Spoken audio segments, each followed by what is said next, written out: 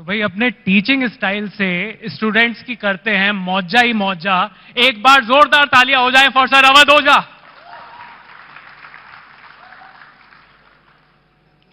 Awadh sir, sir आप IAS की coaching देते हैं, आप मोटिवेशनल स्पीकर भी हैं। हमारा जो सेशन है उसका नाम है क्रैश कोर्स। तो क्या आईएएस बनाने के लिए भी कोई क्रैश कोर्स होता है क्या? कोई 30 दिन में आईएएस बन जाओ, 24 घंटे में आईएएस बना देते हैं, कुछ ऐसा भी होता है क्या? शोले एक मूवी थी, तो उसमें एक बड़ा प्यारा डायलॉग था। तो हेमा मालिनी अमिताभ बच्चन जी से निशाना लगाना सीखती है। तो कहती मैं तो तुम्हें, वो अमिताभ बच्चन साहब कहते हैं कि मैं तो तुम्हें 2 दिन में सिखा दूंगा। धर्मेंद्र जी कहते हैं कि मैं तुम्हें 2 दिन में सिखा दूंगा। तो Amitabh Bachchan was lying behind him and he says कि बहुतों को तो इन्होंने 2 घंटे में सिखा दिया है। तो ऐसा कोई शॉर्टकट नहीं है, you should have a very good background जी। तो वो स्ट्रांग बैकग्राउंड जिसकी है उसकी हम फिनिशिंग करते हैं एज अ कोच। तो we as a coach do the finishing for the people and those who understand they qualify IAS. Sir माना जाता है कि आईएएस इंडिया की सबसे पावरफुल जॉब है। तो जो जॉब अपने आप में इतनी पावरफुल है उसके लिए इतनी मोटिवेशन देने की क्यों जरूरत है? वो तो अपने आप में काफी मोटिवेटिंग चीज हो गई।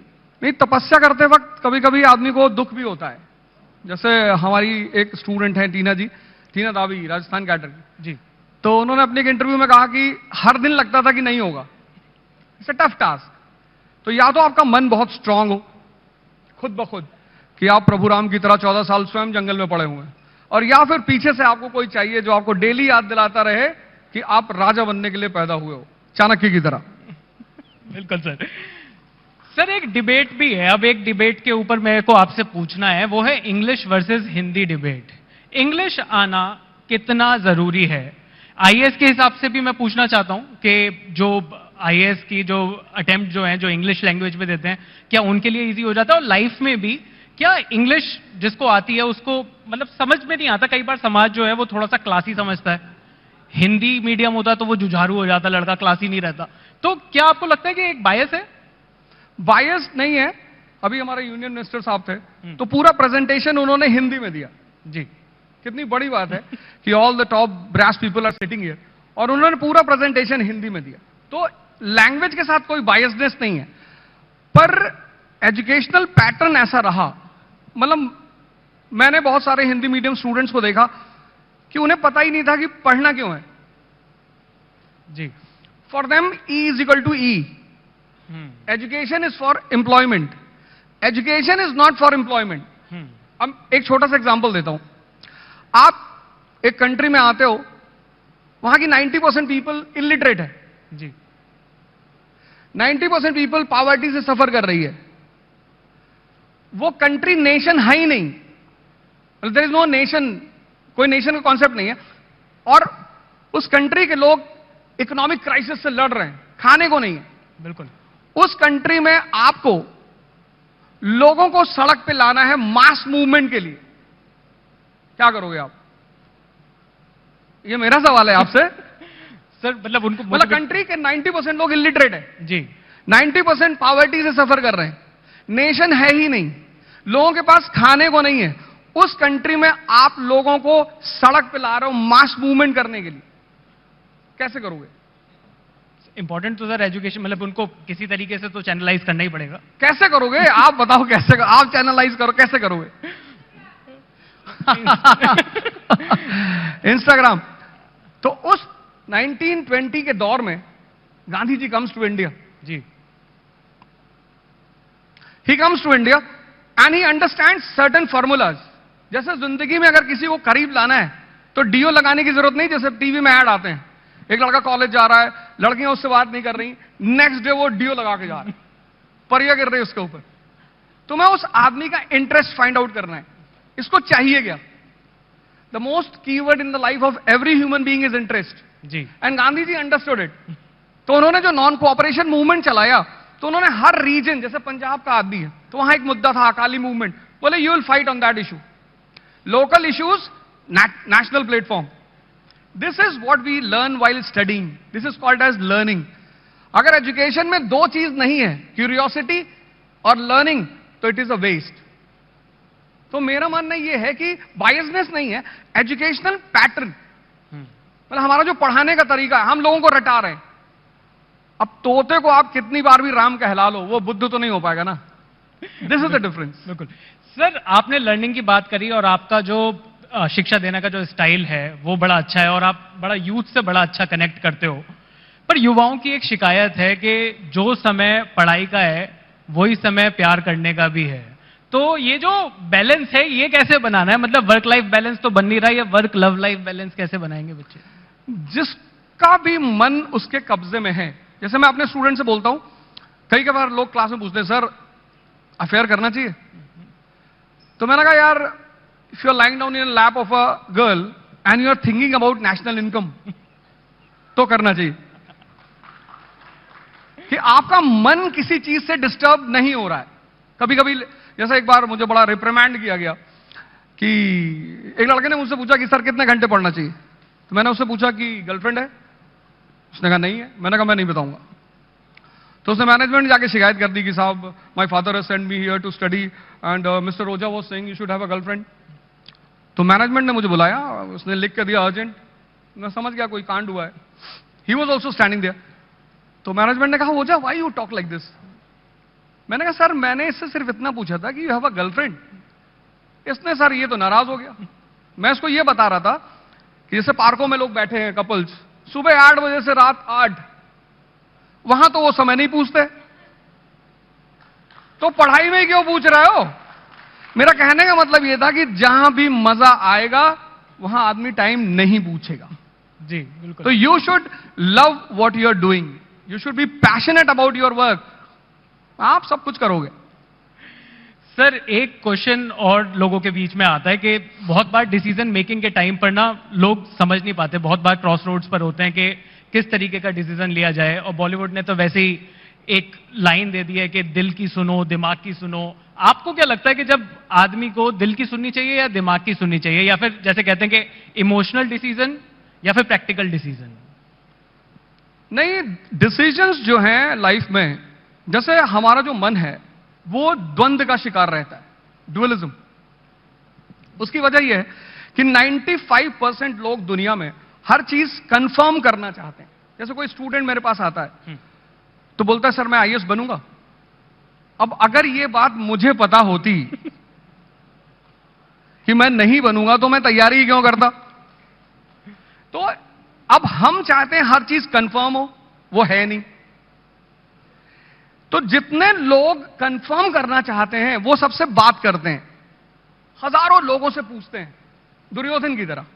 जो दुर्योधन की तरह सबसे राय ले रहे हैं वो परेशान है।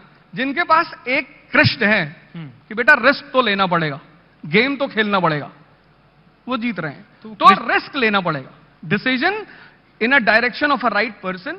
आप किसी अपने मां बाप से पूछो, उनसे अच्छा डिसीजन देने वाला कौन हो सकता है, और रिस्क लेना पड़ेगा। जी सर। सर, आपके सब्जेक्ट पर भी आते हैं तो अवध ओझा सर हिस्ट्री पढ़ाते हैं और बड़ी खूबसूरती से पढ़ाते हैं। पर सर, हिस्ट्री के बारे में जब हम पढ़ रहे थे तो बचपन में एक लाइन बोली जाती थी कि हिस्ट्री ज्योग्राफी बड़ी बेवफा, रात को रटो सुबह को सफा। तो जिस सब्जेक्ट को इतना डिमोनाइज किया हुआ था शुरुआत से, आप मतलब आप क्या सोसाइटी को वापस देना चाहते हो कि नहीं मैं उस हिस्ट्री से प्यार करा कर ही रहूंगा बाकी बच्चों को? Science is based on reason and humanities is based on analysis. तो हमारे यहां क्या है कि हमारे यहां तो बीए के लड़के को बर्बाद आदमी मानते हैं। जैसे कोई बीए किया हुआ लड़का है, शादी वगैरह में खड़ा है, तो हमारी सोसाइटी में लोग पूछते हैं क्या कर रहे हो? इंजीनियरिंग कर। अरे वाह, एमबीए तो ठीक है भैया, हम बीए कर रहे हैं, पीछे आओ। तो वो बीए को मानते हैं कि बर्बाद आदमी। इस कंट्री में ह्यूमैनिटीज को बहुत रेयर इंस्टीट्यूशंस में पढ़ाया जाता है। तो जैसे अभी आपने कहा, हमारी टीचर क्लास में 10th में बोलती थी कि बेटा बस अब हिस्ट्री दोबारा जिंदगी में कभी नहीं आएगी जी, और वो सामने आके खड़ी हो गई। अब जिस कंट्री में लोगों को पता ही नहीं कि उनका नेशन पैदा कैसे हुआ, ये इंडिया कैसे पैदा हुआ, ये नेशन बना कैसे, तो वहां पे हिस्ट्री पढ़ाना एक थोड़ा चैलेंजिंग होता है। तो मैंने फिर आचार्य रजनीश से एक बात सीखी, philosophy to be converted in stories. ये कॉन्सेप्ट मैंने उनसे लिया जी, and then I started converting the history messages in stories. तो कुछ तो लड़के हिस्ट्री पढ़ने आते हैं मुझसे, और कुछ स्टोरी सुनने आते हैं, और जो कुछ दोनों नहीं करने आते, मैं उनके लिए भी कुछ ना कुछ मसाला रख ही लेता हूं। कहीं वुमन की बात छेड़ दी, कहीं सेक्स की बात छेड़ दी, तो तुरंत अनटेंटिव हो जाता है कि अब क्या बोलोगे। तो वो मैं जानता हूं कि किसको कहां पे जिंदा करना है। तो सर इतना जो प्रेशर है आईएएस की कोचिंग में और आईएएस की पढ़ाई में, तो वहां पर आप ह्यूमर का कितना रोल देखते हो? आपकी जो जिस तरीके की आप पढ़ाते हो जिस तरीके से, उसमें ह्यूमर का बहुत बड़ा योगदान है, एक बहुत बड़ा रोल है। लोग एंजॉय करते हैं, और जिनको आईएएस नहीं बनना वो भी तो आपके वीडियोस देख ही रहे हैं।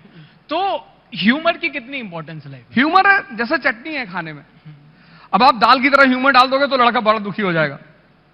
तो आपको ह्यूमर को, जैसे 2.5 घंटे की क्लास होती है, तो साइंटिफिकली क्लास 40 मिनट्स 45 मिनट्स, तो 40 मिनट्स के बाद चूंकि हम एक एलिवेटेड लेवल पे होते हैं तो हमें पूरी क्लास दिखाई पड़ती है। कोई आसमान की तरफ देख रहा है, किसी ने सामने वाले को उंगली कर दी, कोई मुस्कुरा रहा है, कोई कुछ कर रहा है, तब मुझे पता होता है कि अब स्ट्राइक करना, अब मिसाइल मारनी है। बस वहीं पे मैं उस चीज को तुरंत डाइवर्ट कर देता हूं। सर एक देश के एजुकेशन सिस्टम के बारे में भी आते हैं। आप जिस तरीके से आप क्लासेस लेते हो, मैंने जैसा कि कहा बहुत सारे व्यूज हैं आपके वीडियोस पर, बहुत लोग पसंद करते हैं, पर जो देश का एजुकेशन सिस्टम है इस टाइम पर, क्या आपको लगता है कि उसमें कुछ चेंजेस की जरूरत है? क्या आपको लगता है कि आइडियाज ऑफ इंडिया के मंच पर हैं हम, कुछ चेंजेस की रिक्वायरमेंट है इस टाइम? नहीं, बिल्कुल। हमारी स्कूल लेवल की जो एजुकेशन है उसे हमें ट्रांसफॉर्म करना पड़ेगा। मतलब हमें लोग पैदा करना पड़ेंगे जो सोचें, सोच तो वो वैसे भी रहें, पर सही दिशा में हम उन्हें कनेक्ट करना सिखाएं, जोड़ना सिखाएं। तो और वो एजुकेशन अच्छा रोल प्ले करती है। तो if schools will be good and teachers will be respected, जैसा यूएस में टीचर्स को, मैं अपनी बात नहीं कर रहा हूं, मैं गवर्नमेंट टीचर्स की बात कर रहा हूं, तो if teachers will be given due respect by the government and the society, and educational pattern पूरा ऑब्जर्वेशन बेस्ड होना चाहिए। हमारे बच्चे स्कूल से आते हैं दुखी, निराश, जैसे कारगिल से आ रहे हैं, 50 किलो का बैग पकड़े हुए हैं बेचारे, कि ये बेचारे मजदूर टाइप के, और वो पढ़ना नहीं चाहते क्योंकि वो सीख नहीं रहे, उनके ऊपर प्रेशर है, रट रहे हैं वो। उन्हें कह, मेरी बेटी कहती है कि पापा अर्बन एडमिनिस्ट्रेशन क्यों पढ़ना है? मैंने कहा मत पढ़, तुझे तो वैसे भी मेंबर ऑफ पार्लियामेंट का चुनाव लड़ना है। लेकिन कितनी अच्छी किताबें एनसीईआरटी की बनाई गई हैं, उसमें ब्रैकेट्स हैं, उस पर लिखा हुआ ऊपर ऑब्जर्वेशन। गांधी जी इंडिया आए तो सीधे जंप नहीं किया उन्होंने, he roamed in this country for a year, लोगों से मिले, देखा, पॉवर्टी देखी, तब उन्होंने फैसला किया अच्छा अब इस तरह से स्टेप्स लेने। तो ओवरहॉलिंग जरूरी है, और टीचिंग जो फैटर्निटी है उसके लिए काम करना जरूरी है। जी सर, बिल्कुल। सर कई लोगों से मैंने पूछा इस इंटरव्यू से पहले, मैंने अपने इंस्टाग्राम पे एक स्टोरी भी डाली, मैंने पूछा कि आपके साथ बैठ रहा हूं, कुछ सवाल करूंगा, तो एक सवाल ये भी आया है कि अपना दिमाग तेज कैसे करें? पेरेंट्स कहते हैं कि बादाम खाइए, और मैं बादाम भिगोना ही भूल जाता हूं। नहीं, आप धोखा खाइए, आपका दिमाग अपने आप तेज हो जाएगा। उससे अच्छा बादाम से ज्यादा काम करता है वो। इसीलिए बहुत सारे पेरेंट्स हैं जो अपने बच्चों को बड़ा प्रोटेक्ट करते हैं। ओ बेटा, वो क्या बोलते हैं आजकल, एक पर्टिकुलर वर्ड है सोसाइटीज में, बच्चों को बोलते हैं वो, कुछ है टिपिकल सा वर्ड है, बाबू बाबू करके कुछ बुलाते हैं। अच्छा, बाबू तो सर अब यूनिवर्सल लैंग्वेज है। अब हमारे प्रधानमंत्री जी हैं, स्ट्रगल किया, कितना पावरफुल माइंड है इनसाइड से, कितना स्ट्रांग माइंड है। मतलब जहां से वो आते हैं, अभी हमारे मंत्री जी बता रहे थे कि रेलवे से उनका पर्टिकुलर कनेक्शन है। आज उनकी जो सबसे बड़ी ताकत, जिस पे मैं उन्हें एडमायर करता हूं, he is mentally so strong. आप कुछ भी बोलो, और जो इस तरह का आदमी होगा उसे आप, तो मन को स्ट्रांग करने का सबसे बढ़िया तरीका, आप एक्सपोज रहो, सोसाइटी में रहो, लोगों से मिलो, उनके साथ उठो बैठो। आप धोखा खाओगे, आप इतने मैच्योर होते चले आओगे कि आपको किसी बादाम की जरूरत नहीं पड़ेगी। मोदी जी के पास तो बचपन में शायद पैसा भी नहीं रहा होगा बादाम खरीदने का। बिल्कुल। सर एक सवाल और लोगों ने पूछा है कि फियर ऑफ फेलियर के बारे में कई लोग बात करते हैं। ये फियर ऑफ फेलियर का जो प्रेशर है, ये गुड प्रेशर है या बैड प्रेशर है? नहीं, प्रेशर अच्छा होता है। दो चीजें होती है, एक होता है प्रेशर, एक होता है स्ट्रेस। तो प्रेशर इज वेरी गुड। जैसे फियर बड़ी प्यारी चीज है। बच्चा है छोटा सा 6 महीने का, उसको उसके सामने सांप आ गया, अब उसे पता ही नहीं है सांप है, वो तो जाके पकड़ लेगा। लेकिन हम आप तो भागेंगे ना। तो fear is a preventive mechanism in a body. अच्छी चीज है, वो आपको एक्टिवेट रखेगा। पर जब आप स्ट्रेस में आ जाओगे, देन यू विल सफर। तो people lose because of stress, not because of fear. बहुत बड़ी बात सर। सर क्या लाइफ में प्लान बी भी होना चाहिए? क्या प्लान बी होना कमजोरी की निशानी तो नहीं है? मोदी जी ने एमबीए किया ही नहीं, कहां है उनके पास प्लान बी? जिनके पास सपने होते हैं उनके पास प्लान बी होता ही नहीं। कटोरा होता है, उसको वो घर में रखते हैं और उस कटोरे पे लिखते हैं कि ये मेरा फ्यूचर है अगर मैं हारा। मेरे पास है बड़ा सा। क्या वर्कaholic होना ठीक है? वर्कaholic नहीं, ड्रीम अल्कोहलिक होना चाहिए। आपका सपना आपका नशा होना चाहिए। इतना काम क्यों करना? इतने सारे लोग हैं दुनिया में काम करने के लिए, वो करेंगे। लेकिन आपका सपना अगर आपका नशा नहीं है तो फिर वर्कaholic होंगे तो आप मजदूर होकर रह जाएंगे। कोई और आपके पैसे पे मर्सिडीज लेके चलेगा। आप तो सिर्फ दिमाग को जिंदा करो, बाकी कुछ करने की जरूरत ही नहीं। सर, एजुकेशन ओवरहॉल की आपने बात करी, ये मेरा फेवरेट टॉपिक है कि सेक्स एजुकेशन को नॉर्मलाइज कैसे करना है। मतलब मैं अपने टाइम की बात करूं तो 20 साल पहले भी जब ये टॉपिक आता था तो टीचर भी थोड़ा सा घबराता था, बच्चे हंस रहे होते थे, तो इस पर असहज थे लोग। आज भी असहज दिखाई देते हैं। सेक्स एजुकेशन कितना इंपॉर्टेंट है और सेक्स एजुकेशन को इंप्लीमेंट करने का आपके पास कुछ कोई तरीका है, कुछ आपका सोच है इस चीज के ऊपर? आप कभी इलाहाबाद गए? इलाहाबाद नहीं सर। इलाहाबाद एजुकेशनल हब रहा किसी जमाने में। उसको ऑक्सफोर्ड का, ईस्ट को ऑक्सफोर्ड भी कहते हैं। वहां का जो सबसे फेमस चौराहा है सिविल लाइंस जी और जॉर्ज टाउन, उन चौराहों के ऊपर एडवर्टाइजमेंट लिखा है, निराश पुरुष मिले। ऐसा पूरे इंडिया में इतनी निराशा इस देश में युवाओं को है, वो लिखते हैं बचपन की गलतियों के शिकार। बचपन में कौन गलती करता है? बचपन है तो हो ही रहा है, उसमें गलती की क्या बात है? और फिर अभी वो जो सीरीज आई थी मिर्जापुर जी, क्या प्रेजेंटेशन दिया उन्होंने इस क्वेश्चन का। आंगडनन गोज टू द डॉक्टर। बिल्कुल। वो जो सेक्सोलॉजिस्ट है उसका नाम भी बड़ा प्यारा है, वो कहता है शर्मा से क्या शर्माना। He goes to the doctor, he is suffering, he asks Maqbool to sit. Maqbool को बोलता बैठो। फिर वो कहता है कि आजकल बहुत सारे पतन हो रहे हैं, राजनीतिक पतन हो रहा है, नैतिक पतन हो रहा है, उसमें से एक शीघ्र पतन भी है। And then he points to Maqbool कि ये उससे परेशान है। Maqbool turns towards him, this is the condition of people in this country. अपनी बात को डॉक्टर से कह नहीं पा रहे। तो जिस देश में इतना बड़ा बाहुबली बचपन की गलतियों का शिकार है, वहां सेक्स एजुकेशन होना ही चाहिए। नहीं तो आप ये रेप, ये मोलेस्टेशन ये कभी नहीं रोक पाओगे और वेस्टर्न वर्ल्ड अपनी पोर्नोग्राफी बेच के पैसा कमाएगा इस देश में। तो करना ही चाहिए और करना ही होगा। सर, एक टॉपिक है online education versus offline education. आप ऑनलाइन इतना दिखाई देते हैं, तो कोविड के बाद एक फोर्स चेंज था ऑनलाइन एजुकेशन पर। क्या आपको लगता है गोइंग फॉरवर्ड, अगले 5 साल की बात करें या 10 साल की बात करें, क्या आपको लगता है ये जो क्लासरूम एजुकेशन है ये रिडंडेंट हो सकती है? ये क्लासरूम एजुकेशन का एक अलग मजा है तो वो कभी रिडंडेंट होगा नहीं?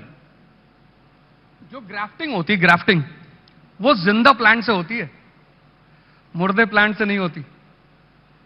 लेकिन रेलेवेंसी होती है, चेंज होता है, टाइम होता है। अभी हमारे बच्चे हैं, ये तो उठना ही नहीं चाहते सुबह। हमें तो हमारी माता जी कम से कम 10-15 डंडा मारती थी सुबह, हम मार ही नहीं सकते। उनकी माता जी आगे खड़ी होते हो, बच्चे हैं, हम भी थे। तो आने वाली 10 साल की बाद की जो जनरेशन होगी वो शायद इसको पूरी तरह अडॉप्ट कर ले, because change is a law of nature. But classroom is like a live plant. You see the teacher, you feel the vibration, you enjoy the aura of the class. अब इतने सारे लोग यहां बैठे हैं, बड़े बड़े लोग, इनका ऑरा है। If this would have been on online, you would have never enjoyed the aura of these people. So you enjoy the aura, you enjoy the place, you enjoy the gravity. And then when you see all these things, the teacher also gets momentum. कि boss अब आगे बढ़ के ही मारना है। तो teacher भी कभी कभी बहुत उदास हो जाता है कैमरे पे कि अरे भैया ये देखो न्यूटन ने भैया ऐसा कहा था, अब बाकी हमें पता नहीं कहा था कि नहीं। तो offline is best, but online can be used in the special circumstances. Sir, मजा तो बहुत आ रहा है आपसे बात करके, पर समय की थोड़ी सी कमी है। एक आखिरी सवाल लेना चाहूंगा आपसे कि 3 गलतियां जो स्टूडेंट्स लाइफ में नहीं करनी चाहिए, जो स्टूडेंट्स देख रहे हैं हमें, उनके लिए अगर मैं पूछ सकूं कि आपके हिसाब से ऐसी वो कौन सी 3 गलतियां हैं जो स्टूडेंट को करने से बचना चाहिए अपनी लाइफ में? अपना टाइम किसी को नहीं देना चाहिए। गर्लफ्रेंड को? टाइम इज गर्लफ्रेंड आपकी है तो वो आपको करंट अफेयर्स पढ़ा सकती है शाम को। आप डिसाइड करेंगे ना आपकी गर्लफ्रेंड कैसी होगी। आपकी गर्लफ्रेंड से आप शाम को बैठ के बात कर रहे हैं कि तुम्हारी बुआ जी तुम्हारे पापा से लड़ रही, तो आप तो वैसे ही खत्म है।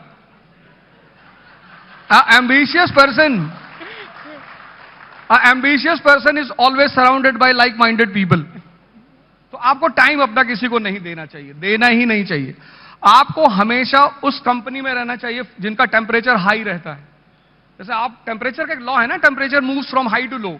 अब आप आईएएस बनना चाहते हो, आपका दोस्त कह रहा साहब भगवान हमको चपरासी बना दे तो हम बन जाएं, ऐसे आदमी को मार के भगा दो आप, वो आपको किसी काम का नहीं। उसका 10 डिग्री का टेम्परेचर है, 90 आपका खींच लेगा, आप जिंदगी भर ऐसे तड़पते रहोगे। और उस आदमी को अपने माँ बाप की बात जरूर मानना चाहिए। ये 3 काम हर स्टूडेंट को करना चाहिए। वो जहां भी फंसे उसको अपने पेरेंट्स से पूछना चाहिए, वो कोई भी बात हो। मारेंगे तो, जैसे लड़के बाहर कहते हैं सिगरेट पीने से कंसंट्रेशन बढ़ता है, तो रिक्शे वालों का क्यों नहीं बढ़ता? उनका भी तो बढ़ना चाहिए। तो हर स्टूडेंट को अपनी माँ बाप से राय लेनी चाहिए, अपना समय किसी को नहीं देना चाहिए और हाई टेम्परेचर के लोगों के साथ रहना चाहिए।